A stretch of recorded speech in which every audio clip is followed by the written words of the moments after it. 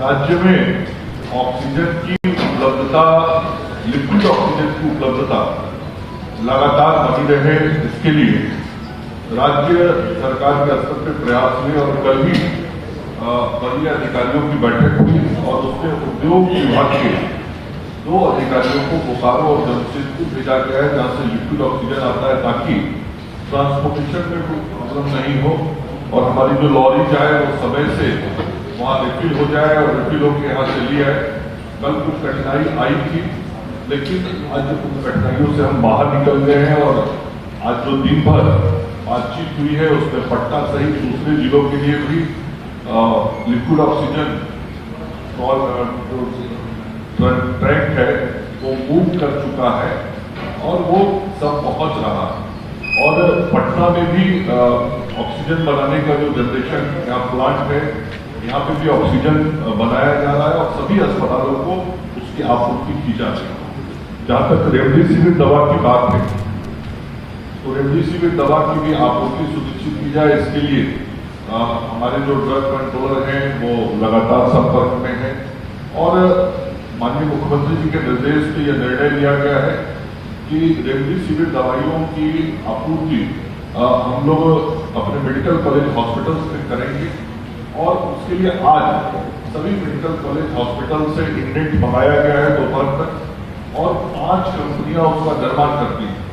उन 5 कंपनियों से बातचीत करके उपलब्धता के आधार पर BMSICL के द्वारा उसको इमीडिएट प्रोक्योर करने का निर्देश माननीय मुख्यमंत्री जी के द्वारा दिया गया है और वो जो कंपनियां निर्माण करती है 5 कंपनी से BMSICL के MD बात कर रहे हैं और जैसे ही उपलब्ध कंपनियों से होगा उन दवाइयों को लेकर हम सब लोग अपने मेडिकल कॉलेज हॉस्पिटल्स में भी देंगे और बाजार में जो उसके सप्लायर हैं उनके द्वारा भी जो आपूर्ति हो रही है वो होगी। आपको मालूम होगा कि रेमडेसिविर की समस्या केवल राज्य की समस्या नहीं, पूरे देश की समस्या है और आज से 2 दिन पूर्व केंद्र की सरकार ने भी रेमडेसिविर के उत्पादन को दुगना करने का निर्णय किया है।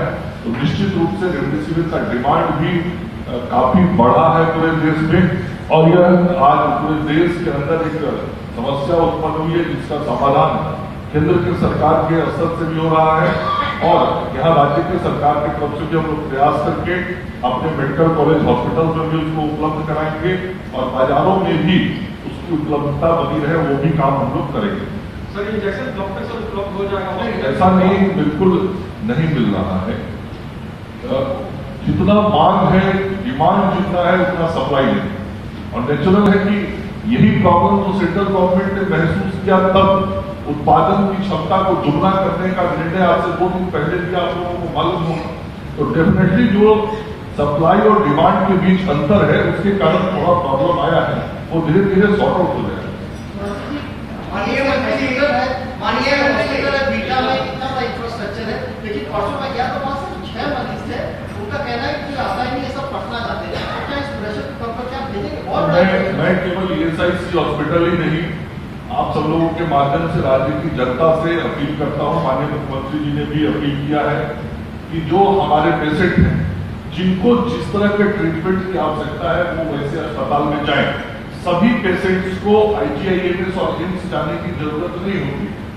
जिसको CCC में जाना है, सामान्य केयर की जरूरत है, वो कोविड केयर सेंटर पे जाए।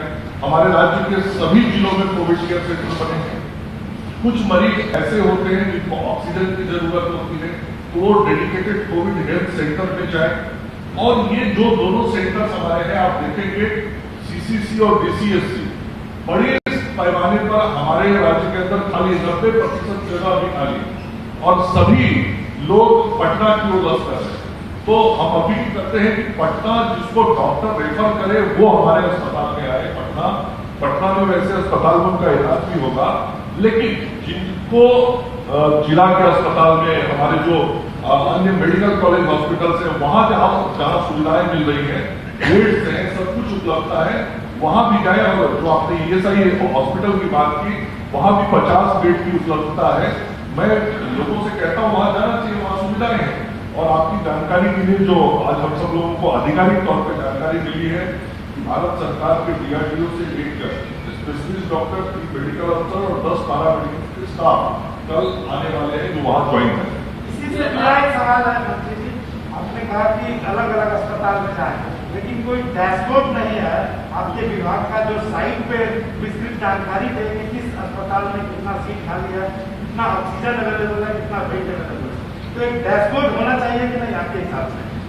आपने जो सुझाव दिया है उस सुझाव पे विभाग काम कर रहा है।